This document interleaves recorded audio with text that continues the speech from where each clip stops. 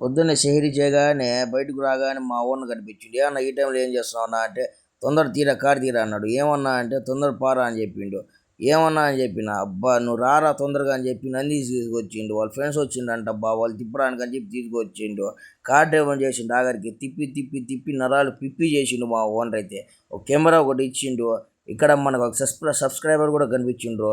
పలకరించి "మీ వీడియోస్ బాగుంటాయని చెప్పిండు." దిల్ ఖుష్ అయిపోయింది ఆ దెబ్బతో. మా ఓనర్ నాకు కెమెరా ఇచ్చి ఆ ఫోజు ఈ ఫోజు ఓరే నాయన ఎన్ని ఫోజులు ఉంటాయి అన్ని ఫోజులు తీపిచ్చిండు.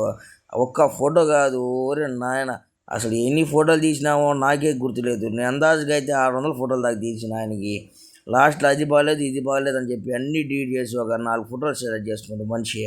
ఏం చేస్తాను చెప్పండి, మా ఓనర్ తలకాయనే ఉప్పు అయిపోయింది. కార్ డ్రైవర్ చేసిండు, కెమెరామెన్ చేసిండు, ఏందేందో చేసిండు. దారిలో పోయేటప్పుడు మట్టి బొమ్మలు ఉండే అబ్బా, ఒకటి కాదు ఎన్నో రకాల మట్టి బొమ్మలు ఉండే ఈడ. ఏమన్నా ఒకటి తీసుకుంటా అన్నా, నేను ఒక వాటర్ బాటిల్ తీసుకుంటా అన్నా అంటే తీసుకోపోరా అని చెప్పిండు.